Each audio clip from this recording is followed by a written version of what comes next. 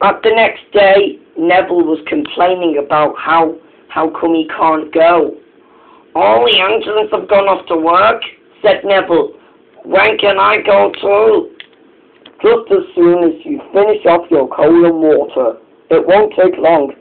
Oh, please hurry, said Neville. I like to go all the way to the island of Sodor to let everyone show me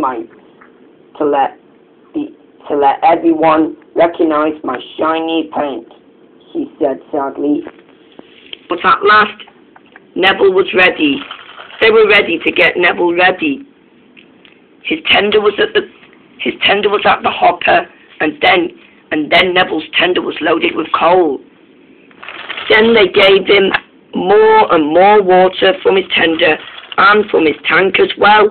At last, Neville was filled with coal and water, as the driver and fireman inside had to dig coal in his firebox. At last, Neville was ready and was really happy to work. Hooray! said Neville, and all the engines were happy to see him again. Even Rosie said goodbye. Even Rosie was happy to see Neville again. Good afternoon, Neville, said Rosie. We're so happy you're back on the tracks again, she said. The wind had stopped, and Neville had more space at last.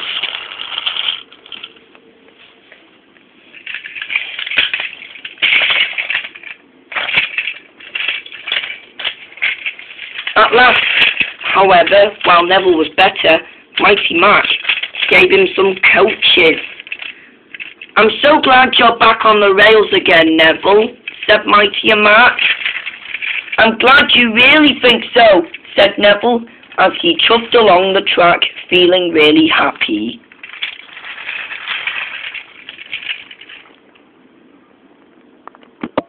That night, when the wind had stopped, all the engines were happy to have their friend back on the rails. We're finally glad to have you back on the rails again, Neville, said Stepney. Yes, said Neville, and now remember not to go too fast. I never want to cause another accident ever again. And all the engines whistled. Quiet, please. Quiet, said the Fat Controller, and said something to the engines.